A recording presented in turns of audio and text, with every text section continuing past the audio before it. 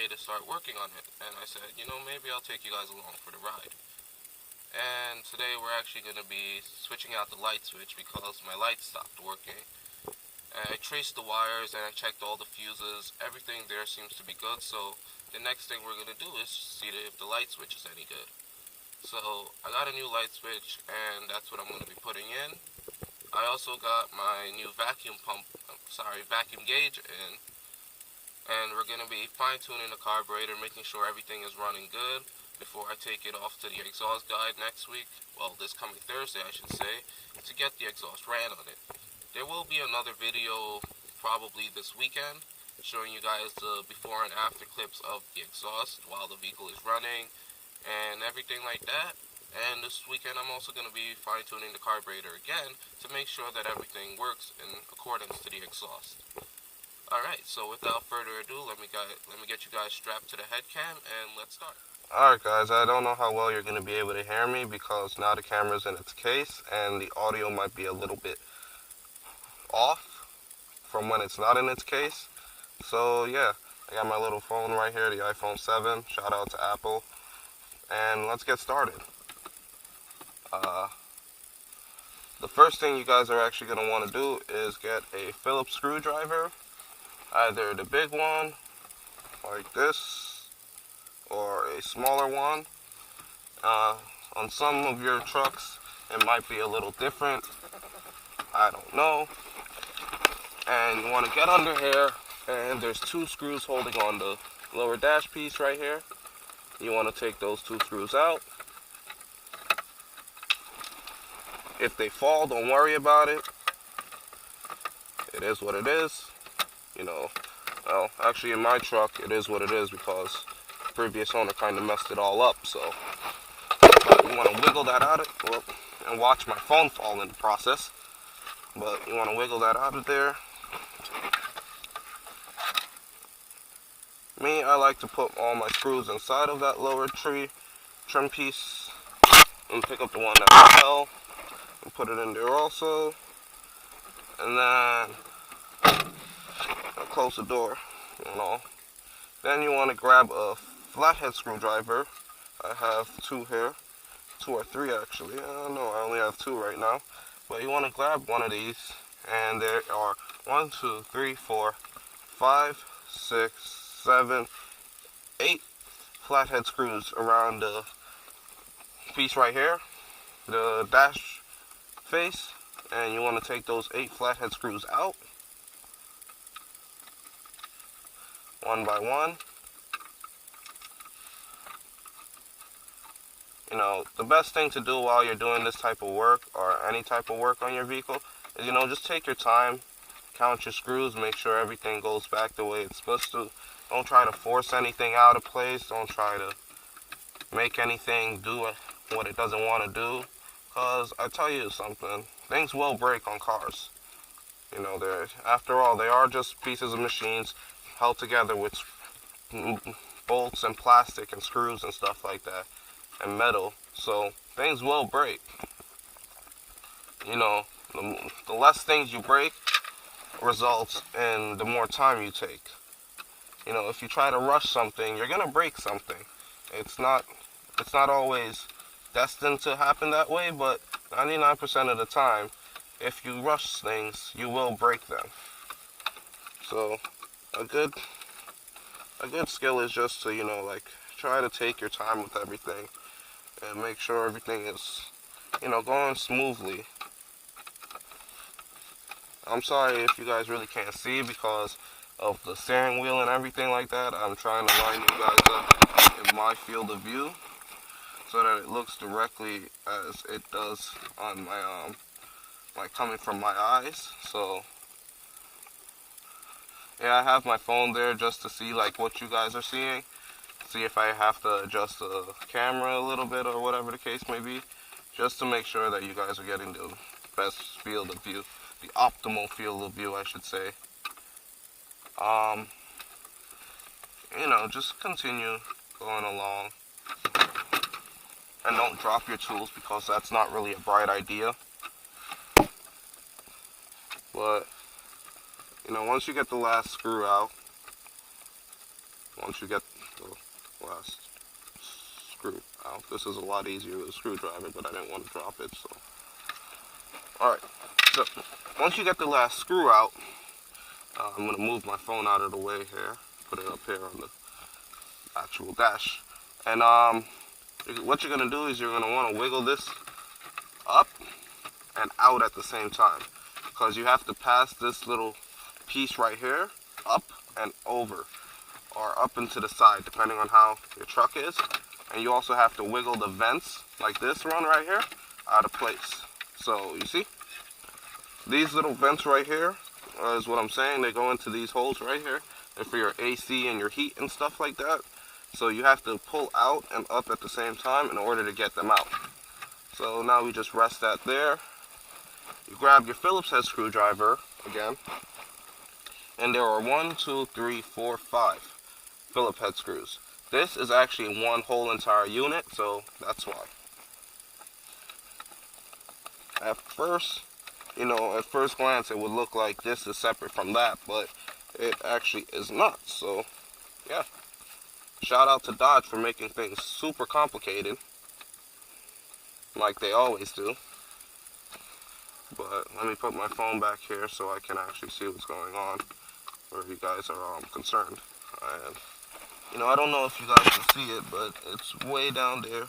That's the first one that you want to remove. And a lot of this stuff goes back together super simple.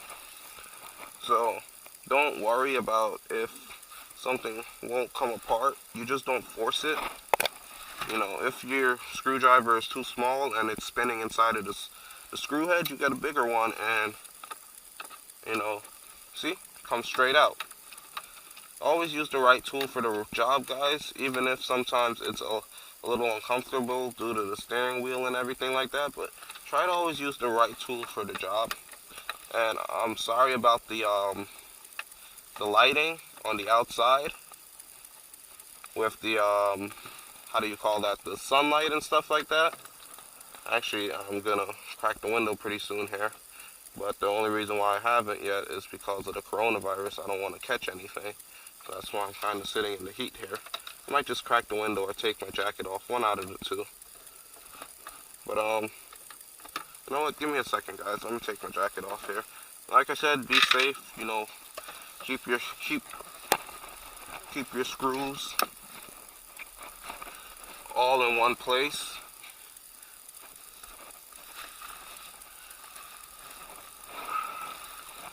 I'm sorry for this, guys.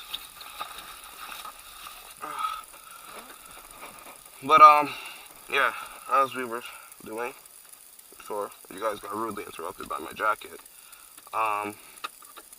You just want to continue taking this screw out.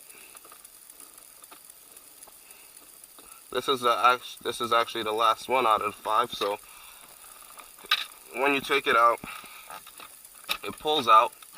This whole assembly pulls out as one. This doesn't unhook from here because it is bolted down, well, riveted in right there. On this clip, you just want to pull up on that one. That is your ground clip, so don't lose this. And on the actual light switch clip, what you're going to do, there's 2 of these, one here and one here.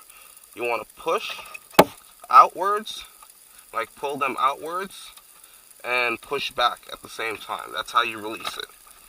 You can do it one at a time.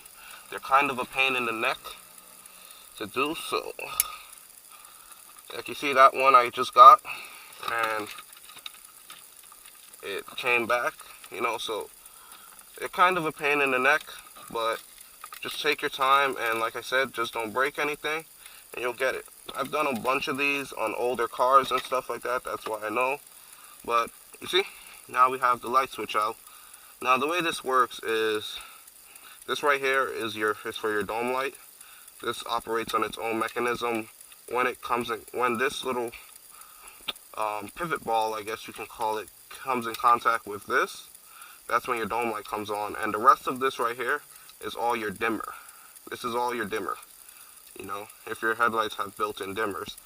And I don't know if you can see this down here, there's this actual plastic clip right here. You want to push down on that plastic clip, and that will allow you to release this.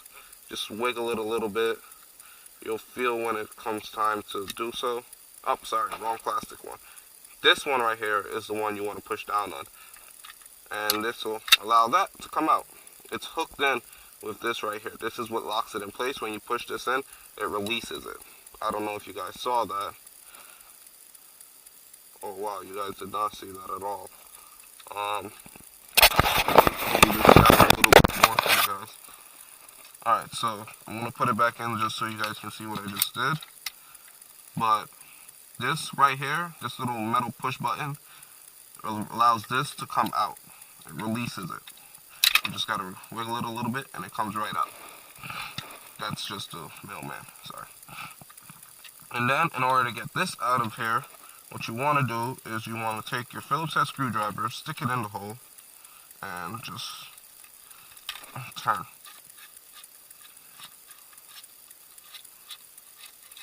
And voila, it's out. This right here could be the problem that I'm having. So before I go ahead and I install the new one, we're going to test it to make sure it works. So you take it out the box, and what you do is you take your push, your light switch mechanism, your operator, and what you do is you take it, you plug it into your ground. There's only one way the switch can go, so remember that. You plug it into your ground. You plug it into your actual switch wires, sorry. And then you plug your ground in, and now you test. And you see if you have lights. Which it's kind of hard to see. Well, check if your dome light works. Well, your dome light works, see? And then you pull out on it. And let's go outside and see if I have any lights. If not, I basically just wasted 50 bucks. Oh, sorry. Dropped my tools. And dropped my sunglasses. And I have no lights though. So, the question now becomes, what is actually wrong with my lights?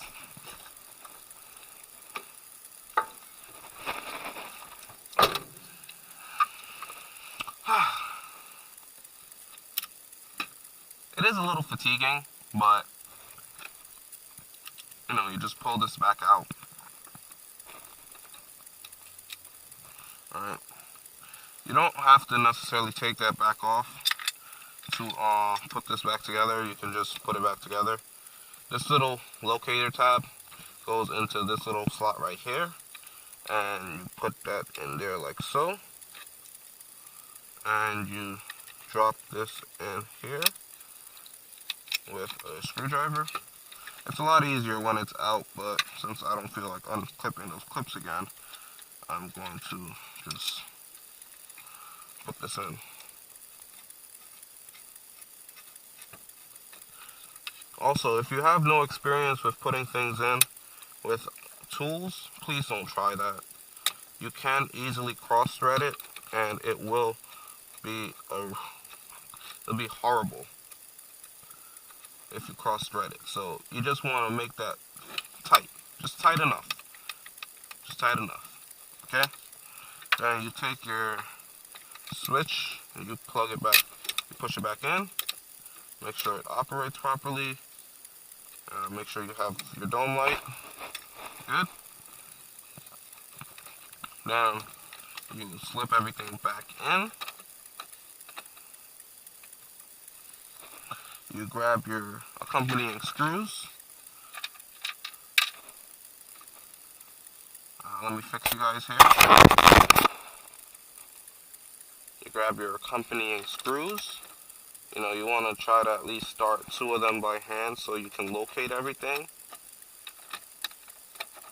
It is kind of hard to do this because of the fact that the wires would like to push everything outward. So that's why I say, you try to start at least 2 by hand, and then things should start to go smoother. You grab the rest of your screws here. You grab 2 more screws or how many ever you are comfortable with. You put those in like so. You always make sure things are not cross-threaded. That's why you try to start things with your hand. These are actually self-tapping screws, but that doesn't mean you cannot cross-thread them.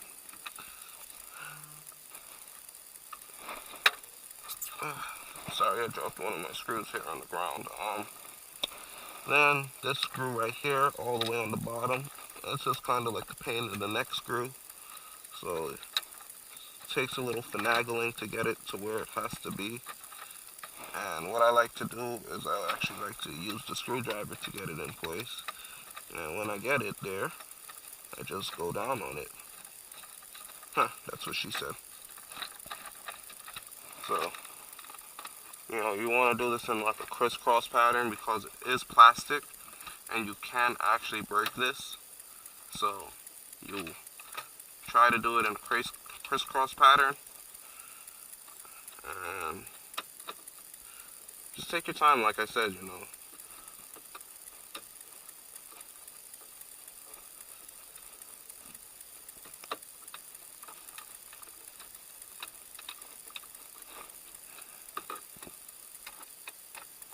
Now you're down to your last 2.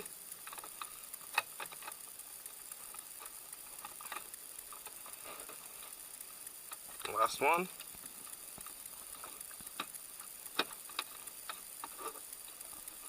There you go. And although it didn't work for me, now you guys know how to change a light switch. Everything goes back together as normal, and that's it. So, you put your dash piece back on, and soon I will be getting my testing light out, but not in this video because I actually don't need the lights to work. I just prefer them to work. I don't drive the truck at night, so you just want to wiggle this piece back into place the right way. You'll see when it goes in, you wiggle it in. Make sure you don't clip any wires or anything like that. If you did have a radio here, the radio would have to come out. I just want you guys to know that. Since I do not have a radio, mine does not have to come out. Grab your 8 flathead screws and just put them in now. That's really, that's really it. I am kind of disappointed that my lights still don't work. But right now, I'm actually not going to tackle that job. I'm just going to move on to the carburetor. And what I'm actually going to do while the truck is sitting here is I'm actually going to start it up and let it run for a little while so that it gets warm. And then the carburetor is easier to tune. So, give me a second, let me get the keys out for you. Which one is it? It's this one.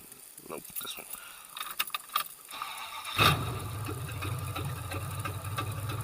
I don't know if you guys can hear that, but it well, yeah, it needs to be tuned. The oil pressure sending unit doesn't really work that well. I have to replace it. Same thing with the temperature gauge. If I give it a little bit of gas, the oil pressure will come up. Because, well, part of it was also because it was on the low idle, because the choke was open. But yeah, I lost the screw, but I have officially located it.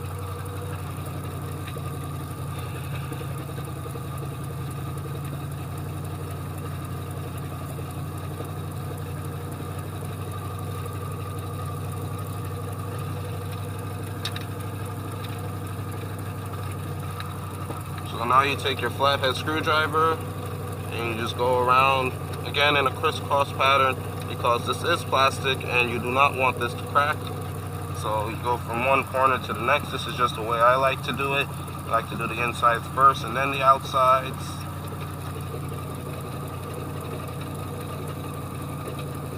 Something like that.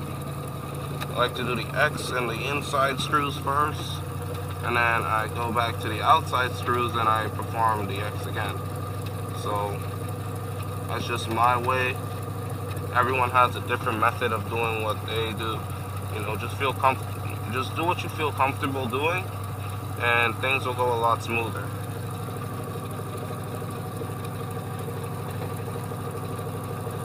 You know, and remember, these things are going into plastic, so do not make them super tight, because when it comes time to get them out, you will not be able to do so.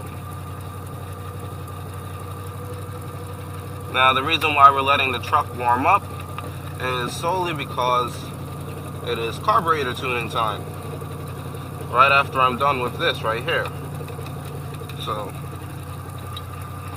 usually I tune the carburetor by just listening, but since it is a double pumper and I'm not very much familiar with it, I spoke to my good buddy Kurt, and he said to grab the correct vacuum gauge, hook it up, and basically do so. So what I'm gonna do is I'm gonna follow the advice from the guys that are older than me and they know what they're talking about. So, you just wanna get everything back together. Kinda makes no sense for me, but I'm just doing this to show you guys how it's done. Then you slide under here, you find your screw holes. That was the sound of the truck backfiring. That's another reason why I'm going ahead and I'm tuning the carburetor. So,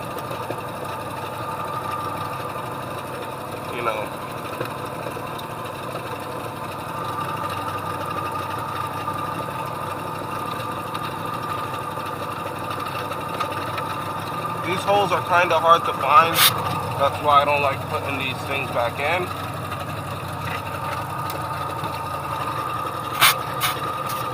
I usually just leave them out. I usually just leave this whole piece out, but for the sake of the video and for the sake of making sure I show you guys how to put things back together, this is what I'm doing. Also, I'm sorry if you guys can't hear me because of the truck. It is super loud. So, during the editing process, I will see what it sounds like. And yeah.